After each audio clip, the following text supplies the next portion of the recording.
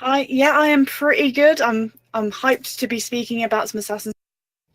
They can't hear us again. A mystery. It's the reading lips episode. You don't need to be able to hear us. It's fine. Oh, apparently we're good. Yeah. Oh wait. Yeah, it's just you. Did you mute yourself? Intentionally. Oh, okay. Might check. There we go, people. Sorry about that. Holy shit. It seems that OBS is not wanting to cooperate with me on my very first time alone. Clearly, I need a franchise here to hold my hand so I don't screw it up. What I was trying to say was, how's it going, people? Welcome to the stream. My name is Twisty Shape, and we're here to talk about the Creed. That's right, the Assassin's Creed. I am joined by two very special guests today. Down by my left, we've got GeekyCraftz. How you doing, Geeky? Yeah, I'm pretty good. Pretty good. Good stuff. Sorry about that. Tell us a little bit about yourself, what you've been up to this weekend, and who are you, really? Well, this weekend I've mostly been working because it's that weekend. I work every other weekend. But other than that, I've been playing a heck ton of House Flipper, which recently came out and is incredibly good. I get to bulldoze walls, and that's my life. I do really want to get my hands on House Flipper. I don't know what it is, but it's something that looks pretty cool about basically turning a shithole into an awesome place that you can sell. It's like The Sims, except without the annoying people in it. It does look really cool. I can't deny it. I saw NerdQ play and it looks awesome. Anyway, swiftly moving on. Down to my right, we have CorporateGamer. How you doing, brother? I'm good, and yourself? Yeah, I'm pretty good. Thank you, man. Tell me a little bit about yourself. So, I've been a gamer pretty much my whole life. Started with the ColecoVision, which is dating me quite a bit.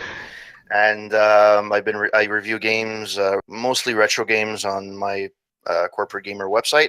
And this weekend, it's a 3-day weekend, so I'm taking advantage of it. And I'm playing Deus Ex: Mankind Divided on my Twitch channel. And I'm playing that for the second time. Last time was a few years ago. So that's it. So that's who I am. Awesome stuff. So these two lovely people are joining me while we talk about some Assassin's Creed. The main reason for this behind is the lovely Victoria Atkin was able to give us some time, some of her valuable time, to have a chat with the BNN about what it is to be a voice actor, specifically because she played Evie Frye. Sorry, slipped my mind there. Evie Frye in Assassin's Creed Syndicate. If you don't know what Assassin's Creed Syndicate is, it is one of the many Assassin's Creed installments set in London, England. So here we are, gathered today to speak a little bit about the Assassin's Creed universe and everything like that. For those of you who don't know, the Assassin's Creed titles are one of Ubisoft's flagship titles and have spanned a total of 10 games, one each year since 2007. Starting with Altair in Syria and Israel and talking about the Creed. You may know it because it had it introduced us to what is now known as the Arkham style of combat. When you basically can recognize when someone's about to stab you in the back and you can block it and turn it around. You guys know about that style, right? Yeah. You guys have played a game with that in. What do you guys think of that sort of fighting style? Does it work? Do you not like it? I mean, it's in pretty much all Assassin's Creed games, and I love beating people up the way that Assassin's Creed lets you do. So it must be doing something right. In terms of the games themselves, I used to be a fan of Prince of Persia.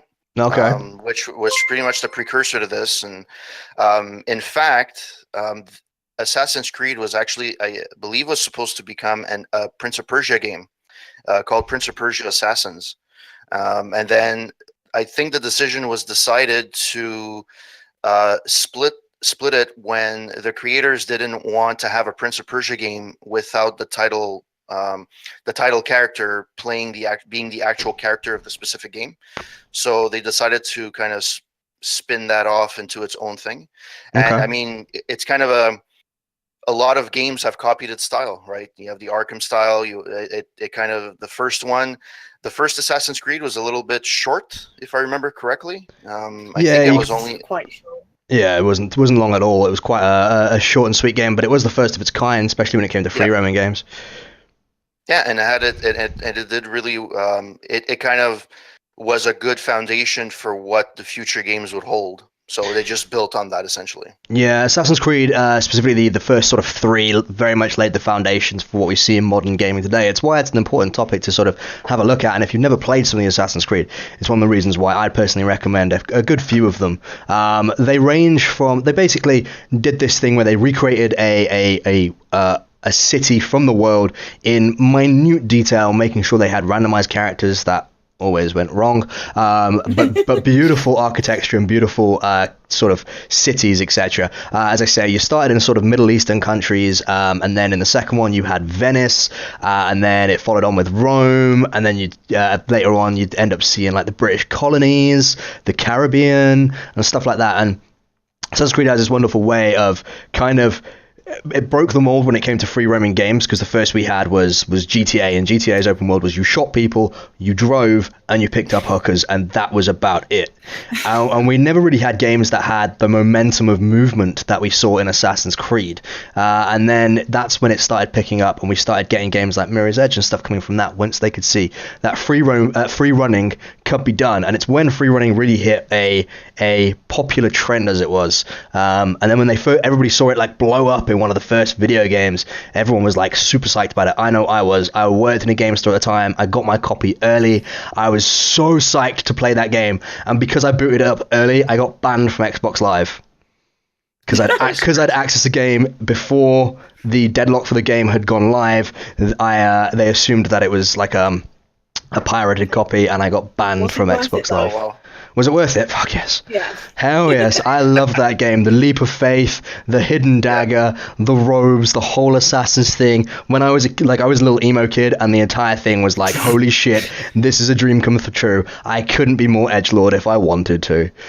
Yeah. Assassin's Creed I picked up when I was in uni, though, which is probably a little bit weird, because that was only like 6 or 7 years ago. So I got into it pretty late. But pretty much since 4 came out, I've been getting them as they come out. So not a lot of time. But yeah, it was an interesting game to procrastinate from doing my dissertation with. Oh, I can imagine. It was one of the first games where we saw the new sort of marketing thing, which is a year-on-year release. So you had every year a new Call of Duty, every year a new Battlefield, every year a new Call of Duty. I've said that already. Every year a new Assassin's Creed. And basically they did that for from 2017 actually all the way up to 2015. We had a new Assassin's Creed every single year. And it was ridiculous. And it kind of hurt them too, right? So, massively so. Because the thing I used to love, the appeal of Assassin's Creed, and this is the analogy, well, not necessarily, it's the story I usually I tell when I talk about this franchise. I used to play this game. It used to get released roughly around November at the beginning, and I used to finish university at around Christmas time, and I used to have like 5 days of free time, downtime. So I used to start playing, and my wife would sit beside me. And the first time that I played it, she just got up and left. And I was figured, okay, she's tired. She doesn't want me to play the game, right? She's being annoyed. But she went to make popcorn, and she sat down, and she was actually intrigued by the story. And she was like, "Oh, go over there. Oh, go over there." So I think it's the appeal is also the storytelling of the game, the vast world, the level of detail. The problem is I have a feeling that at one point they lost sight of the storytelling. They got to a point where games were rushed, and it just they were trying to get them out. Well, the one that really to me stands out in terms of glitchiness is Unity. Everyone says that they had problems with Unity. I had one glitch with the game, and the only glitch was the guy trying to walk into a door, but he couldn't because it wasn't a door that was something you could walk through. That was the one glitch I had in the entire game. So I don't see the thing that happened with Assassin's Creed is you started off with like a really solid basic idea, which was you're an assassin, you're against the Templars, and that was it. It was like a faction war between that, and then there was the whole spy epic, but set like thousands of years ago. And then they started trying to like break the mold, but kind of if for lack of a better term. So they started introducing people like Leonardo da Vinci to make a tank, and in one level. Don't diss Leonardo. I will defend him till I die. So the character was really, really cool, but in certain times they were like, "What are you doing?" So it's going to be based around assassins. At one point, you then have to use a tank to go through a valley. And it was like, well, hang on, that's nothing to do with what I want to do. It was glitches in the Animus, though. That was their excuse. You got to climb the Eiffel Tower while it was being bombed by Nazis. I'm sorry, that was incredibly cool. But that was cool. That was a cool bit. Shoving you in a massive free-running game where it was all about speed and planning stuff into a tank that didn't work, and then you got stuck in this same bit doing it over and over again, didn't work. It was sort of around 2009, however, after Assassin's Creed Brotherhood, which had Ezio in. Ezio was like the choir boy for the Assassin's Creed franchise. Everybody liked him. He was cocky. He was fun. He was a lot more interesting than Altair, and a damn sight more interesting than the main character Desmond, who you saw for like 5 minutes between major sections of the game. But actually, there was a bit of drama in Ubisoft themselves around 2009 when the creative director actually left. His name was Patrice Desilets. I believe that's how I pronounce it. I may be pronouncing that wrong because my French accent is shit. Do you want to correct me on that, Corporate? Do you know how it's pronounced correctly? You're good. I'm good? You're Sweet. Yeah, so actually he ended up leaving Ubisoft due to some insider issues, which we'll dabble into a bit later because I don't want to get too much off topic right at the moment. But then the game started to fall apart. We ended up seeing like a mix of Ezio and Altair, which didn't work very well in Revelations. It was just very incohesive and confusing, and they started going far too much off the deep end with this crossing of timelines and glitches and shit like that, and it's just lazy writing for a lot of it. And then in 2011 you had it open up when you started playing as a Native American assassin called Connor. His given name is Connor. And that's when it sort of went into proper open world, where you had this big open plains and stuff and hub cities around it, but it didn't work. You went from something where you were running across rooftops where there were always coherent paths to a forest where it was like, well, I haven't got a clue where I'm going. I'm sure there's a tree I can climb somewhere around here, probably, except there's a creature, actually. Not only that, they actually introduced material collection as well, which then just turned the game into this massive grind fest of like, oh, and now I've got to kill like 500 bunny rabbits. But they did introduce the saving grace for Assassin's Creed for the 2010 era, which was the sailing. Yeah. Holy shit, they are the only game that I can honestly say made sailing and the whole stuff like that fun and engaging, and definitely sort of like we've had it like since with obviously Black Flag, which was, as far as I'm concerned, the best Assassin's Creed title if you ignore the fact it's an Assassin's Creed game. It's a really good game. But yeah, it's a real game, but it makes no sense why it's an Assassin's Creed. Well, no, from what I remember, you don't become an assassin as Edward, or you do? No, you kill an assassin and steal his shit. Minutes. Yeah, you pretend you're an assassin, then you get told off by the assassins for killing all the assassins. Yeah, while you're pretending to be a Templar. It's so like pants on heads retarded. It's unreal. You end up circling back around, and turns out you're working for Templars or something like that, and it was just really confusing. It's like, can I not just go around and shoot people's cannons, please? Yeah, exactly. So you always had steps in the upgrade through everything, but then this one was the biggest one. Before it was like a hook blade, and then it was material collection, and then it was these awesome boats that you could upgrade your boat. You had a little village sort of port that you could upgrade as well, and it made it such a fun experience to be like, right, if I hunt these giant ships, I can then bring back some booty for myself and upgrade my boat so it looks cooler. Upgrade my port so it looked cooler and stuff like that. But random fact, did you know Connor's name isn't actually Connor? Yes, it's that really I can't pronounce Native American names to save my life. I actually wrote it down just so I can butcher it live in front of everybody. His name is Radun Hagedun. That's what Connor's name actually is. Yeah. It's his actual name. That's his actual name. Yeah. I'm not surprised they replaced it with Connor, because trying to pronounce that more than 3 times in a row would be really difficult. And I think Radun just doesn't really make for a very good like nickname unless you're a Doctor Who villain. And And then obviously in 2013 was again after Black Flag, we started getting really splintered games from the Assassin's Creed environment. Yeah. You had Assassin's Creed Rogue, which was like this filler one where you played a character nobody remembers in a game that nobody quite recalls.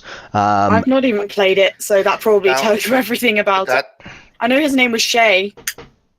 Yeah. Shay Patrick Cormac was his name. I've got it written down here, otherwise I wouldn't give a shit. It's the only Assassin's Creed I've never played. I didn't even know it existed. I thought it was a like a DLC or some shit, but no, it was an actual game. It's a full-fledged game that's like so basically those are sorry to cut you off. These are two games that I believe were released very close proximity to each other.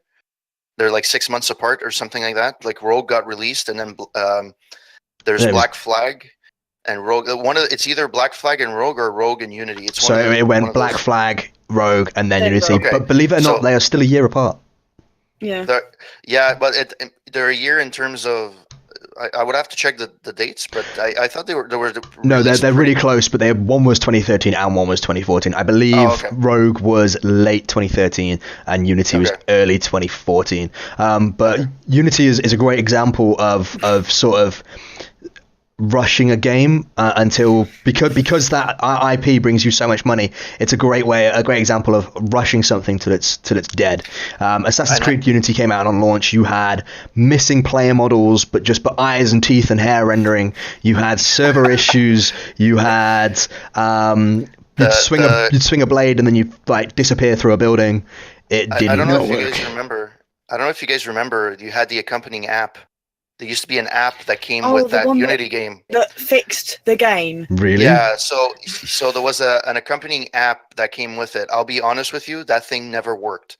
I tried it because it was supposed to be similar to. I don't know if you guys know. I keep referring to this all the time, but Deus Ex had the accompanying app where you were able to scan stuff and do stuff with it. Yeah. It was a similar idea, but it was for Assassin's Creed, and they were pushing it. So I got it. It was free. You downloaded it. That thing crashed every 5 seconds. After like half an hour, I said screw it and never touched it again. That's weird. The app was much like the game then, I guess. Yeah, it was so bad. Well, it was an accompanying app, so it was as you were playing, I believe you were able to like look at your inventory, look at stuff from the app itself, and you were able to do a bunch of different things, but it was supposed to, I think, sync with the game at one point, but that never worked fully. So there was, it just, that whole Unity, I think that is one candidate for a remake. I think the game itself wasn't too bad, but if they're able to fix all the glitches that happened upon launch, it wouldn't be too bad. So it's just that. Sorry. Yeah. Oh, I was gonna say it would be one that I wouldn't mind seeing a remake of. Because they've remade pretty much all of them. They've released like the Ezio collection. They've released a lot of them. So, just quickly, I have noticed chat is loving the whole sea shanties thing here. So what I'm actually going to do is in the background, I'm going to put on some of the sea shanties from Assassin's Creed. Yeah, that's a good idea. To be fair, the sea shanties were the thing I wanted to go around and collect. It was like I can get my guys on my boat to sing really silly songs that I'm learning the lyrics to because I'm just on a boat forever. See, to me, it was just constant background noise, and I was like, yeah, whatever. I can never get into the shanties. Plus, whenever you went to catch the little notes and they'd fuck off over the like wall and stuff, you'd be like, I can't be arsed this. But anyway. To swiftly move on, because I'm a little bit conscious of time. We have got a lot of stuff that I want to cover. I do want to quickly touch on one thing when we said about the multiplayer of Unity. If you look at, I really believe it's Brotherhood and Revelations, I actually think that the multiplayer is much better. Like, so I don't know if you saw the previous multiplayer where it was like a really vicious game of Guess Who. Yeah, I didn't. I'm aware of it, but I never actually got to play it because of how late I got into those games. It was so good. You basically, when you start the game, just a quick summary. You picked a character, and 5 other people picked a character, and you picked a specific character model, and those character models were the only ones that populated the map. So you knew who the other assassins were, but all the other NPCs were the same character model. So you got given a target, and then you had to try and figure out which target it was out of all the NPCs that looked the same, and then kill that target before the person that was hunting you killed you. That's pretty cool. It was awesome. It was like the best version of the Assassin's Creed multiplayer ever. Anyway, we had Assassin's Creed Syndicate in 2015, and then we had Origins in 2017. Syndicate was great because it was the first inclusion of like vehicles, I guess, where you had the horse and carts. You had like a grappling hook and you had pistols, and they had this awesome base, which was a train on tracks that went around the entire map. That was so cool. So cool. But then after that, it took a 2-year break, a massive break for Assassin's Creed Origins, and there was so many mixed reviews for this. Personally, not a huge fan, but what do you guys think? I'm enjoying it-ish. Okay. So I've not finished it yet because it is a big, chunky game. It is a very, very chunky game. Like, I'm maybe halfway through. I like the backstory, I like the storylines, but the amount of side quests and grinding you actually have to do is ludicrous. Like, yes, you have to grind a little bit in Assassin's Creed, but never to this extent before, from what I remember. Like, I remember Syndicate was literally, you grind a bit to get to the next part, and then you get the next weapon and carry on with your life. Or you go to an orphanage and free the orphans, or a workhouse and free them. You know, you don't have to go around and like murder 60 people because one guy's died in the middle of a field, or try and avoid hippopotamuses and crocodiles all of the time. Yep. So I mean, there was a lot of good things that I liked about Origins. Like, I liked the character, I liked the weapons and stuff, but I got really into this thing where it's like, you can't have a level-based system in a game like that, I feel. If you have a hidden blade and you stab someone in the throat with it and they don't die because they're a higher level than you, that removes you from the environment so much. Yeah. And it's especially, like with all of Assassin's Creed ever, no matter what this person was, they could have been a heavy guard. You go up to them, you shank them in the back, they are dead. Because you shanked them in the back. They're not going to be able to come back from that. They're gone. Yeah. I actually streamed it earlier this year. I played through it. It took me a while to get through it because it's so big, so long, so vast. It did some good things. I like the new combat system. I did like it. It's less of a button mashing type of thing. It's more of there's a bit of a strategy to it. I like the eagle eye. That was a good addition. Also, I played mine on the original Xbox One. Right. And I'm sure if you look at some of my streams, there's like 3-4 minutes where I do the synchronization where I'm in awe of the views. It is beautiful. It is even on the worst settings, it is a gorgeous game. Having said that, it still suffers from the same thing as previous games. The grinding is, at one point you can't progress in the main storyline unless you level up, because you can only do certain. And at one point it's like the side quests are repetitive. Oh, go kill this guy. Go to the encampment, wipe out the guys, get the treasure, leave. Yeah, that's what it was a lot of the time. And at one point you're kind of like, okay, can I continue with the game, please? Like, can I just go? Like, you have to go murder all of the bad guys. That's the rules now. Okay. So that was kind of a bit of a deterrent from actually finishing everything. Like, usually I like to finish the side quests and do everything. And this kind of like, when I finished it, I'm like, I'm gonna leave it go for a while. And after that, I started playing Far Cry 5, which was a similar thing. Yeah. So I should have like not played Far Cry 5 right after. I can imagine why. Like, Far Cry does have very similar things. Sorry, Geek, I couldn't help but notice when we were talking about the combat, you were shaking your head. Have you got something to say on the combat? Oh God, I hate the combat in Assassin's Creed Origins. It's one of the reasons it's kind of on my games to play in the future shelf as opposed to my games I'm currently streaming shelf, because I was enjoying the game, but I am a button masher at heart. And with Assassin's Creed, I've always been able to just do like a few button combinations and the guys are dead. with Origins, I'm having to like actually think about what I'm doing, and I don't like that. Yeah. I like to kill a guy dead without having to think about what I'm doing at the same time. I kind of agree with you there. Like the Assassin's Creed back in the days where you were playing the previous ones like Ezio and Altair and stuff, you very much felt like you were an action star because you could pull off these fancy moves. Yeah. And it was this beautiful sort of intermediary space where it wasn't a quick time sequence and it wasn't a hack and slash. It was this real nice, comfortable middle ground. And I find that with the latest version, Assassin's Creed Origins, the bow combat works really, really well. Apart from there's an arrow you can get where you can manipulate it as it goes through the air, which was just okay, fine, you're magical, that's cool. Are you telling me we're Yondu? Yeah, pretty much. Like you can hear him whistling as it goes. And then the combat was a case of you had multiple different weapons you could select from, and you could have different attacks and abilities using these different weapons. You'd normally go Sword of Shield because it was just easier, but the character was very cool.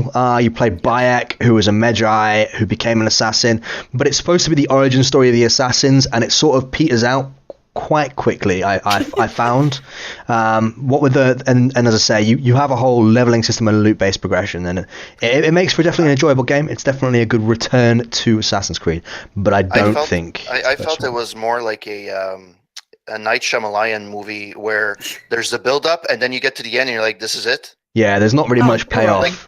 Yeah, like I expected like a little bit more, especially the fact that they called it Origins, and like you get to you want more lore, and you get basically no lore.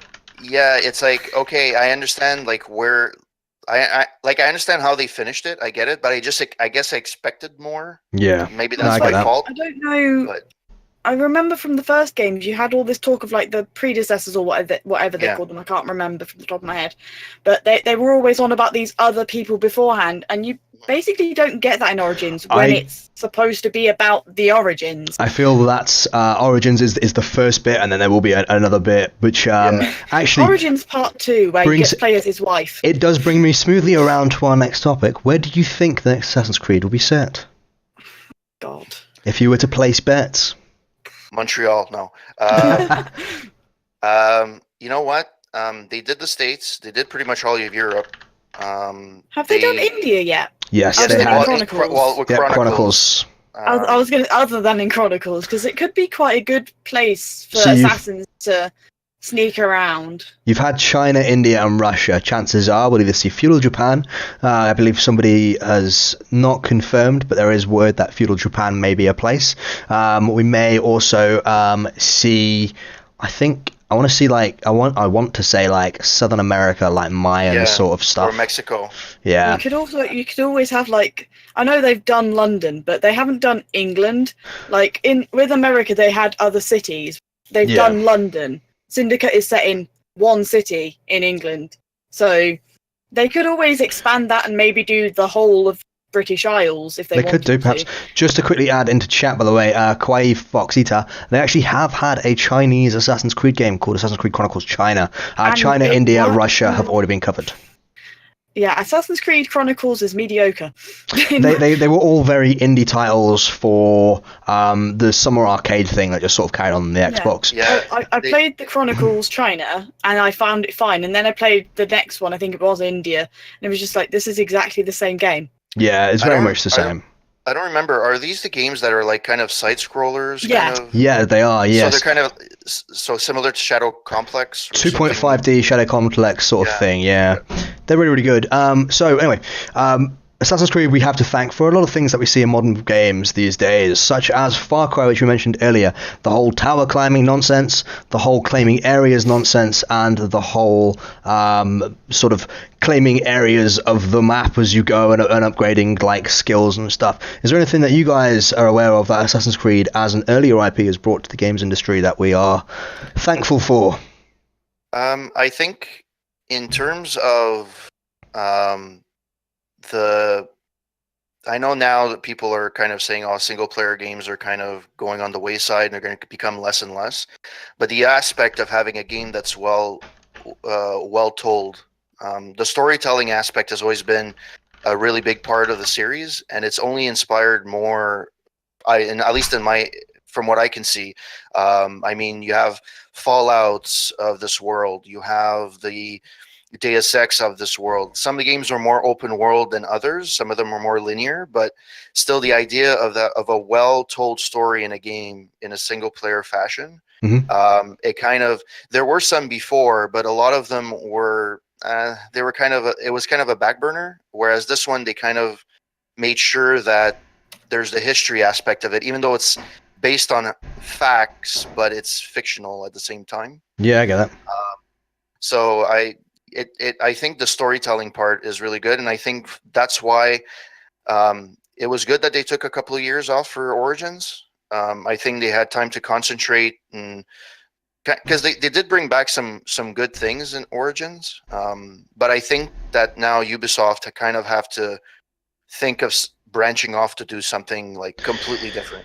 Yeah, I think it has sort of got to, even when Assassin's Creed Origins came back, it was still not the full charged like sort of thing we can recall from the original Assassin's Creed, where it did for me feel like it petered out somewhat, and it still hasn't come back to the strength of what it used to be. But as I say, the main thing is that the games are or have been enjoyed by fucking loads of people. But the question is, I mean, would you go back and play them now? Yeah. Yeah. Depends which one. All of them. Like the first only one I any of maybe wouldn't play would be Brotherhood.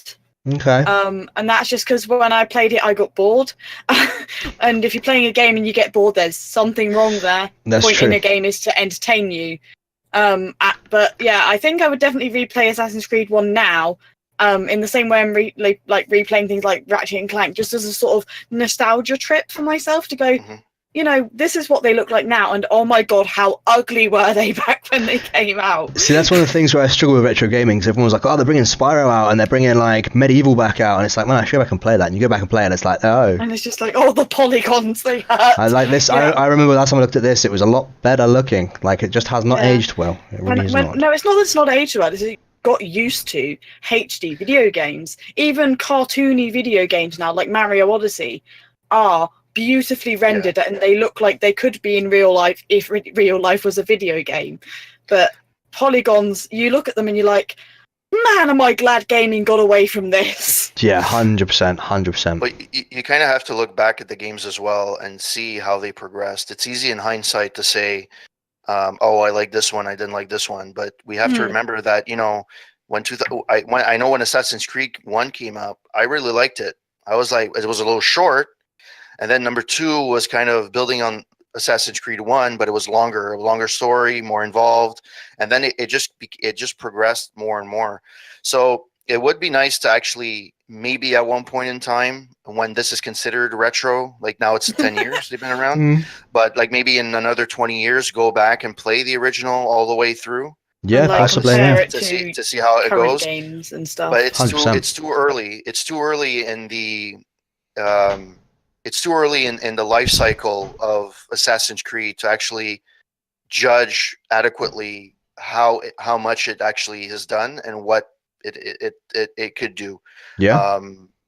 So yeah, I would probably try all the main story ones. So, you know, Creed 2, Creed 3. Yeah. Black Flag was actually surprisingly fun. I have that on the Wii U, Assassin's Creed Black Flag. It's the only Assassin's Creed game I own on the Wii U. I think it was the only one that they ever released on the Wii U. Yeah. Well, you know, they did the big box collections with the statues inside them. I really wanted one of those, but I was like, that's 90 quid. I can't afford that. No. Then on Boxing Day, they went on sale, and the only one they had left was the Wii U edition. I'm like, well, I have a Wii U, It's better so than I may nothing. as well. Yeah, fair. Anyway, guys, we are going to have to swiftly move on again, because again, I am conscious for time. All this Assassin's Creed chatter has been running up to the main thing, which is the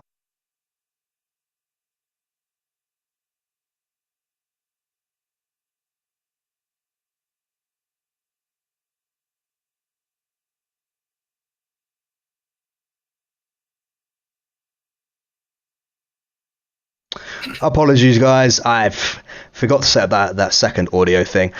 So basically, our fearless leader over at TheBNN went and had a chat with the lovely Victoria Atkin, who we'll be catching with now. So we're just going to flip over to the theatre scene and show you guys all about it. So here we go. If the audio works, anyway. Let's try. Technology, take 2. This one. We need like a clapboard. Going to be asking a few questions today that have been submitted by our members.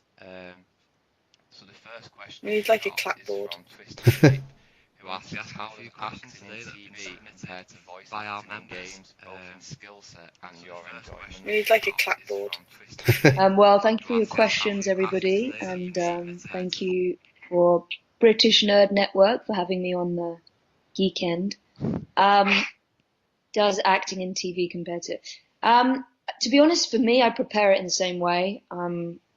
They're all characters that you need to bring to life, and actually with voice acting, it's even a little harder because you only have one part of your instrument to use, which is your voice. Yeah. So you have to get everything across with the character. So the prep is very important actually because you only have that asset. So you have to create the whole world with one part of your instrument. So you don't have anything to rely on, where in TV you have costume and props and other actors to work off of, which you do have in voice acting now and again, but a lot of the time you're working on your own. So, but I enjoy both. I've been very lucky to do a lot of my voice work as motion capture. So it's very similar to TV and film acting, where you have the other actors there and you're kind of on a stage, but it's a blank stage. Yeah. I suppose it's a lot easier than just being like in a booth. I couldn't imagine how you get into character. Just being in a voice booth, I was talking to somebody the other day, and I find it a lot easier in my own booth at home. You can create these characters because you're in that privacy of your own space, and there's nobody kind of judging or watching you. Yeah. So then you can take those characters into the booth of, when you're recording it in a studio and you've prepared it yourself, but when you're creating them, it's nice to do it at home because you have that space where you can explore and be silly and nobody's watching. That you hope of anyway. Yeah. So Mailing, who's one of our members, asked, what would you recommend is the best thing to do for somebody that wants to get into voice acting? Well, first of all, acknowledging that you want to do it is great, and setting that goal and writing it down. And then I would say, watch the type of voice acting you want to do, whether it's commercials, listen to the radio. If you want to get into animation, watch as much of animation as possible. If you want to do video games, play video games and listen to what people are doing so you get the genre and the tone of the things and that you want to voice. So that I would recommend. And then from there, I'd go on the internet and look at voice actors that are already working and voice agencies, and try and get yourself, if you haven't already, get yourself a voice reel, which you can look at. There's multiple voice agencies have these online, and you can look at what everybody else has done and kind of create a voice reel close to somebody that's in your age range and gender. There we go. So hopefully that'll help him, and we'll see Mailing in the future taking it off in video games or whatever he wants to do. So talk us through the process of voice acting for a game. Like, how does it begin on day one all the way through to like the final day of production? It really varies on the game, and it varies on what part you're playing. With Assassin's Creed, it was extremely intense because obviously I was the playable female lead for this game, and so there was a lot of work to do, and we had over 1,000-page script to prepare, which was changing all the time. So with that, I did about 4 or 5 rounds of auditions first, which, because it was motion capture, I had to do self-tape and show a lot of movement as well as the voice acting. Yeah. So that was intense, and then I was flown to Quebec and I met producers. And then in January, we went and we did 2 weeks rehearsal with lots of different teams, from the voice directors to the animators, working with Paul Amos, who plays my brother in it, Jacob. And so that process was really very long. And then we got on the motion capture floor for, you know, at least 3 or 4 months, if not more, 6 days a week in the motion capture suit. And then after that, I did all the efforts in the booth for the gameplay. So that was really long. But I've done other games, Shadow of War and Titanfall 2, where really it just, you know, it's a 4-hour session and we're done. Right. You know, it's yeah. and so I'm playing ensemble characters. And yeah, so it really varies. And there's been other times where I've been called in to do one character, and then on the spot they'll give me 3 new characters to just do on the day.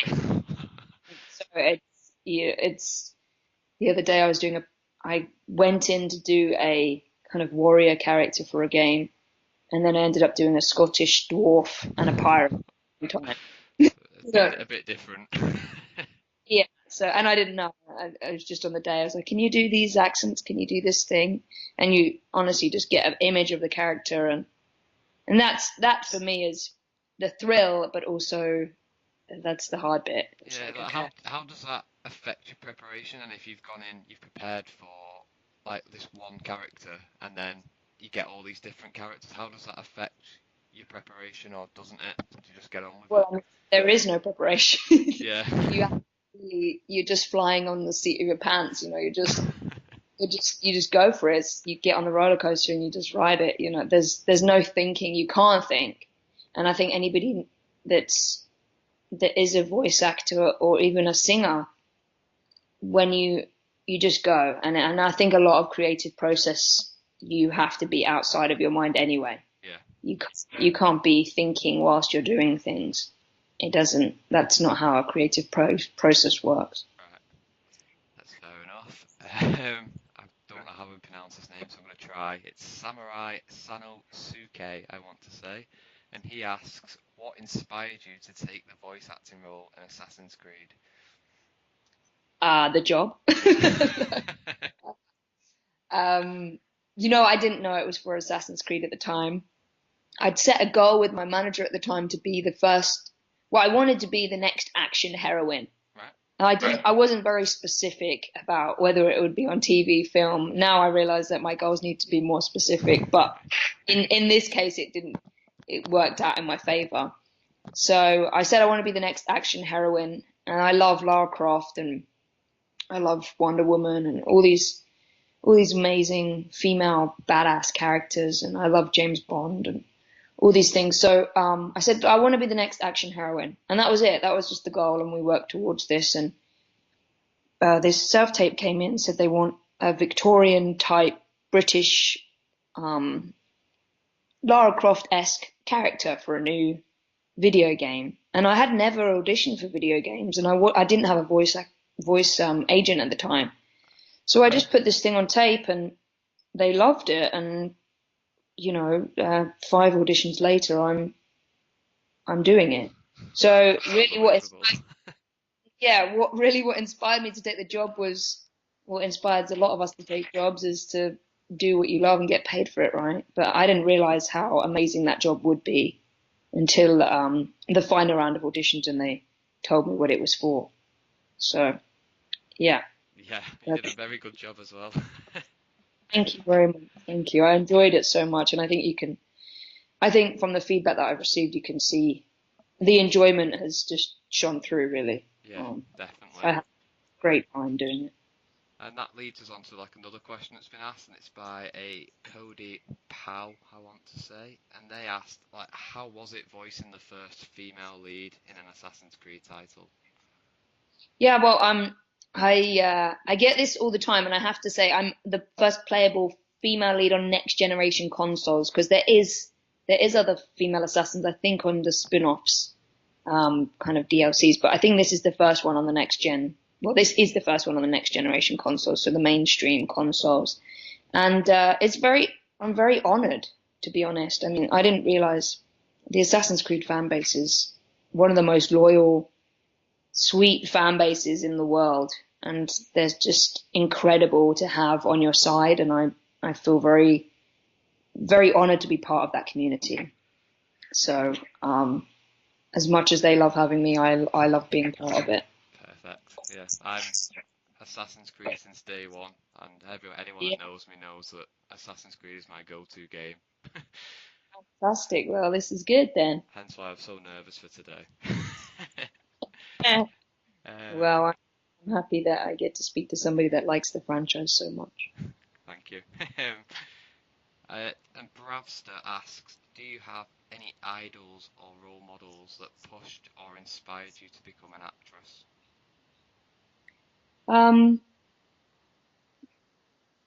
You know, I don't know. Like I grew up. I didn't really watch a lot of TV growing up. Or film. I had a huge imagination, and I always have. And I think I like to create things. There wasn't really anybody. There wasn't anybody that really stood out. Although a lot of people think that I'm named after Queen Victoria, and actually I was named after an American actress. Right. A fun fact for the day. The actress Victoria Principal that was on Dallas. My mum and dad loved, and so named me Victoria. But so I guess that was fated from an early age. But I don't know. Like I grew up watching a lot of musical theatre too, and I trained in musical theatre. So Julie Andrews, I watched a ton of when I was a kid, and old musicals. Um, so, but there's nobody that really stood out. I mean, there's people now that inspire me all the time. There's so many actresses that are amazing. You know, Frances McDormand, who just won the Oscar for Best Actress this year, she's great. Obviously, Meryl Streep is amazing. Diane Keaton, I love. All of these people that are, you know, a pedigree above what I'm doing and I hope to do in the future. Vanessa Redgrave and Judi Dench, who both went to Central, my school. And, you know, just people that are just doing new things. And I also, my video game peers, you know, I'm continuously fascinated by what they're doing in motion capture. So there's nobody in particular Just a range of different types of that people. stands out, but there's always performances that I'll watch and, you know, rewatch. There's a show on HBO called Barry at the moment, and there's an African American lady who's incredible at comedy, and I just keep watching her and Henry Winkler do these really hilarious comedy scenes. So I don't know. I like to see a range of different things. Is that what you hope to like be then, like a variety actress in a way? Or do you only have like one set? Is it like so you're looking just for action, or could you see yourself going into like your comedies, your more light-hearted type stuff? Or Yeah, I mean, I've done a comedy show, and I've done action, I've done soap opera, obviously. I've done singing and voice acting. You know, I always thought that it was one thing as an actor, and I wrote a book, so I guess so. I guess I'm going to be doing a lot of different facets in my career, and I have done. For me, I would love to plow my motion capture into feature film and do what Andy Serkis is doing as a female actress in that world, but also feature film in general. I mean, that for me is a big goal. I really love film. yeah. Yeah, I think that all of these facets to my skills will culminate towards film eventually. But right now I'm learning a lot I'm still learning a lot, and I think I'll never stop learning. I love to learn too. So who knows? Who knows? No one ever knows, do they? I don't know, but definitely film is the focus. And Yeah. I mean, I get called in a lot of the time at the moment for VR. Right. That really is going somewhere, which is very, very exciting, and I feel very lucky and fortunate to be on the forefront of that. So who knows? I mean, I love Avatar too, and that world. So I could see myself doing that. That kind of. That would be good. Mm. That kind of. I've got the question here. If you could star in any role, what would it be and why? And I think you may have just answered it. I'm not sure. Yeah, Avatar. I mean, who doesn't love Avatar? And for me as an actress, there's the voice acting, there's the motion capture, there's the film, there's the action. I mean, I think that is a movie, and it has the romance. You know, I'm a big romantic. But I think something like that. Yeah, I mean that world is such a huge imaginary feast. Yeah. So yeah, I think so. I love that, and also, you know, I would love to play the first female James Bond. I would love to play Batgirl in DC.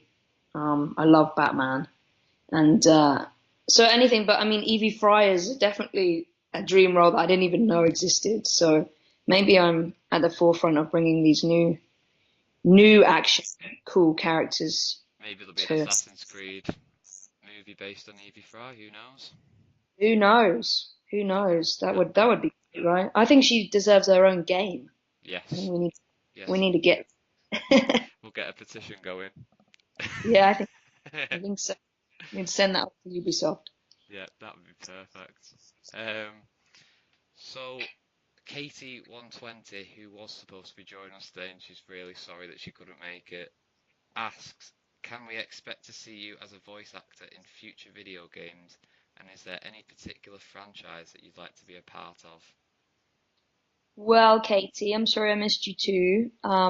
I have 2 new video games that I've been working on this year that come out later on. So when I can announce, I will. So yep, there's more video games to come. I'm also working. I did a little voice job for a feature film that's coming out as well, which will be fun. I think everybody will enjoy this. It's from the director that directed Insidious and Paranormal Activity. It's this kind of thriller movie that I'm doing some voice work on. Any particular franchise? Wow, there's so many great games now. I don't know if I could pick one. I mean, I grew up with Crash Bandicoot, and so for me that would be really fun. That's my fun one. But I think I would like to be part of Call of Duty. I like what those guys are doing over there. And well, I'm joining one that I wanted to be part of, so that's good. It's a little but I don't know. I'm not sure. I think Call of Duty would be good, and I mean Lara Croft has been done, but if they ever bring out another game, I would love to do that. And yeah. Hopefully we can see you in some of these roles, and I'm very intrigued to what these roles coming up are, so I can't wait to find those out when you can. And Samurai Sanosuke has another question. He says he sees that you starred in the TV series Extinct, and he wanted to know what day-to-day life was like on the set. Extinct was really fun. We shot this in Utah last year, 2016, 2017. Just really fun. Great group of people, really small cast. I think there was a core cast of about 6 or 7 of us, because the human race has been extinct, so there's not that many people left. And they actually were remaking Humans, which is what I was, a reborn. So we had a lot of fun. Unfortunately, it's not on TV in England, but you can still watch it in the US, and maybe they'll sell it to the UK in time. Yeah, it's a fun jam-packed series. It's 10 episodes of action and adventure, and posing the question of what would it be like if you were reborn and the rest of the human race was extinct. And I think that's a great question to be asking in 2018, and seeing where the world's going and what's happening, what's happening, what would happen. I really love Westworld as well. I'm watching that at the moment. And yeah, isn't it fantastic? I like that. So yeah, just seeing where the world would go. But yeah, it was fun. It was, long days. We were in makeup at 6 a.m. and thankfully I was reborn, so I got to look good. But the people that played the Skin Riders, who were kind of these warriors that were in the wilderness, they just had to look dirty and roughed up. So I lucked in with that. But yeah, it was fun. We were out in the desert in Utah and shooting alien guns and and running around and having fun. And we had this sci-fi type Star Trek settlement, which we were doing, and my job was kind of the mechanic of the show, and I was fixing drones and doing these things. So I'm a hacker in a previous life, so I got to do some cool sci-fi stuff. Sounds incredible. So hopefully it will come over here. There's no reason why not. I'm sure you can find it on the internet if you really look. These technical people can. Could. Not advocating that, but I'm sure you can. Of course not. So, what does the future hold for yourself, and what projects are in the pipeline? If you can talk about any projects or anything you've got upcoming, what's coming up basically? Yeah, well, we're always privy to NDAs, so unfortunately, I can't talk about. Well, I have 2 video games and a movie that I've done some voiceover work with this year. The main thing I can talk about really is MCM Comic Con in London, which I'm going to be signing at on the bank holiday weekend in May, the end of May, from the 25th to the 27th. So any video game fans that are in London, I would love to see you, and I would particularly love to see any British Nerd Network fans. Please tell me that you listen to this and that you have come and to see me through this podcast.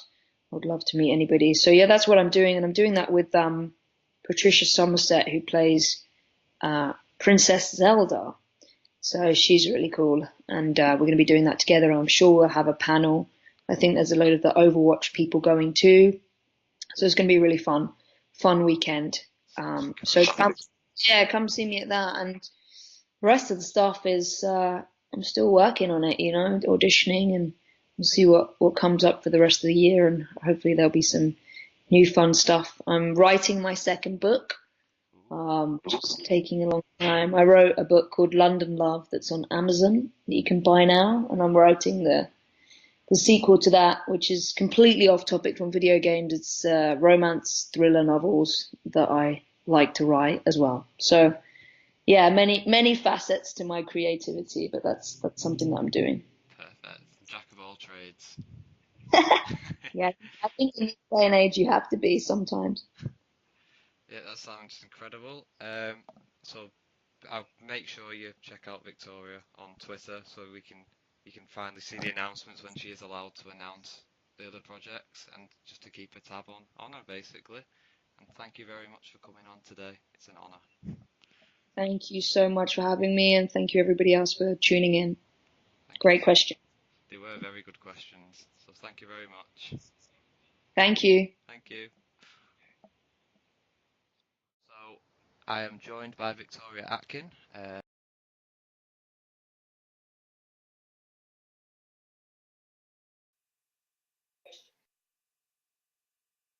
And we're back. What's going on, guys? So Yes. a lot of information there, and some great questions asked by members of the BNN community there. So if you're interested in getting into voice acting, etc., like that, there are some definitely great facets to look into there. There's a couple of points that I wanted to raise from what she said, and the fact that she very much set her mind on a goal to become a female action star, and that is what a lot of stuff like this is all about. You need to have a good goal in mind and reach to obtain it, really, and that is a fantastic place, and you've got plenty of facets where you can get your hands on the ability to do plenty of things like that. For people who don't know Victoria Atkin, you can find her in other stuff such as Hollyoaks. She had a film role in Altitude, and she has been doing other voices in games like Horizon Zero Dawn, where she played Malian, and she did some ambient voice work on Titanfall 2 and Middle Earth. She also played a pretty, apparently according to KT120 in chat, a pretty solid role in Hollyoaks, where she played a trans role, which is pretty sort of in-depth for this day and age for them to do stuff like that. Yeah. I've just noticed my name is floating away on the overlay. Goodbye, name. Yeah. Toodles. You never needed it anyway. This is true. So have you guys got anything to add to that interview there? No, it's interesting to hear, how somebody gets into voice acting. It's not something that most people say, hey, I want to do this when I grow up. Yeah. right? It's usually a background, a sidestep. Like, I remember games when I used, ColecoVision, where the extent of a sound of a game was and that was about it.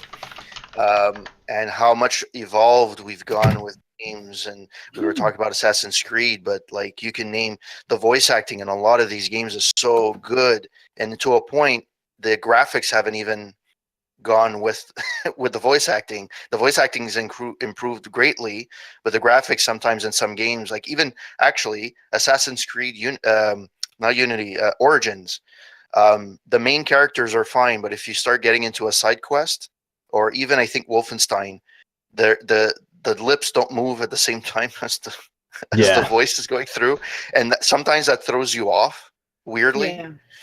It is definitely a strange thing when you've got, like, you can have some amazing voices, but it's definitely an art of two parts, as it were. I think when it comes to like voice acting and stuff like that, there are a lot of ways to get into it. Specifically voice acting, there are so many indie projects and stuff going on. I believe there's quite a few, but quite a large amount of websites out there that you can find where you can get involved in voice acting pretty easily, if you're wanting to, which is good. As she said, she will be at MCN Comic Con. Definitely go and check it out if you get a chance to. I believe it is one of the bigger events in the UK and one of the better events in the UK. Weekend. Perfect. It is. I've been to London MCN before. It's huge in terms of the rooms and the people. So if you're not too fond of crowds, maybe don't go. But it is an amazing experience if you've never been to a convention before. Yeah, we've got quite a few coming up. I know there's a live group of us going to EGX as well. Is the Electronic Gaming Expo over in Birmingham. That'll be September time, if I remember correctly. I'm quite excited for that. I am going myself, so I will be there, social mediaing it up, as it were. Are any of you guys going? Not to EGX, no. Fair enough. I assume for Corporate Gamer it'd be pretty hard for you to get there unless you start walking now. Well, I could take a boat. I could take a cue from Assassin's Creed. Surprisingly, there's not in Montreal, which is very surprising because there's a lot of gaming companies that opened up in Montreal. I know Ubisoft is one of them, but we have IDOS Montreal, we have Warner Brothers, and a lot of indies. However, we don't really have a real gaming expo per se here.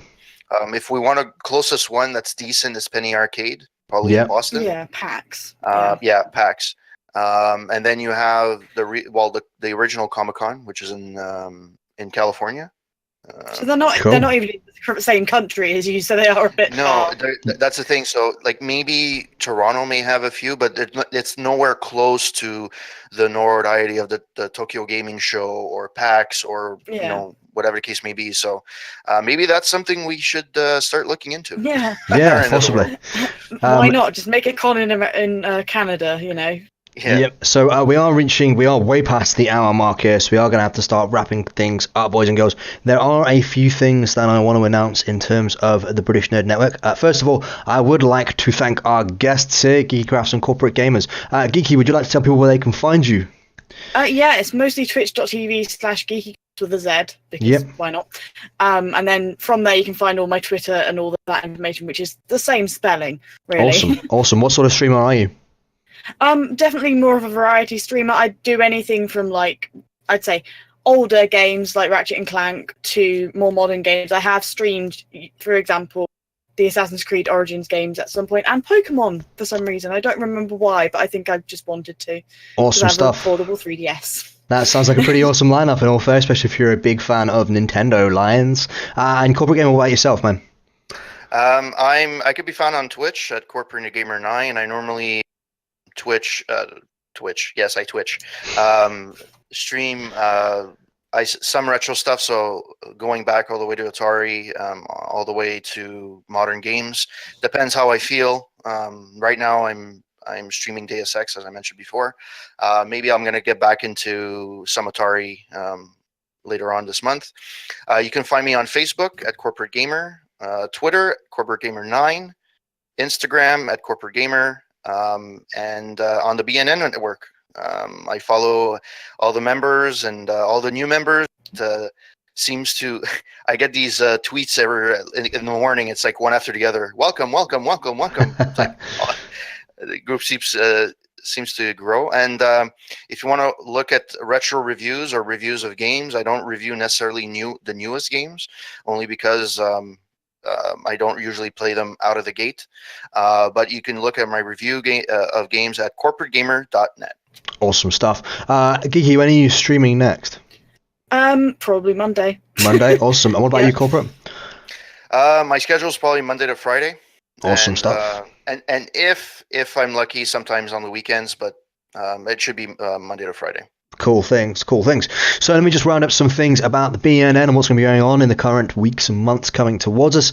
First of all, we've got the Rocket League tournament. We have 9 teams so far. Big fat 9. That's awesome. A link will go in. There will be a link in chat shortly for you guys to sign up to. It does close on Tuesday, and then a date will be revealed for when it actually starts. So make sure if you are a fan of Rocket League to sign up. I highly recommend it. We also have a clip comp going on in our Discord. Make sure to get your clips submitted. You have 1 more week to do so. All the rules, etc. For the competition can be found on our Discord. The ARC server for the BNN is now live. If you want to get more information, please get in touch with Happy Feet or Geek for Gaming DK. They are both on our Discord servers. So if you like ARC Survival Evolved, make sure to get involved in the Evolve. How about that? That was awful. Sorry.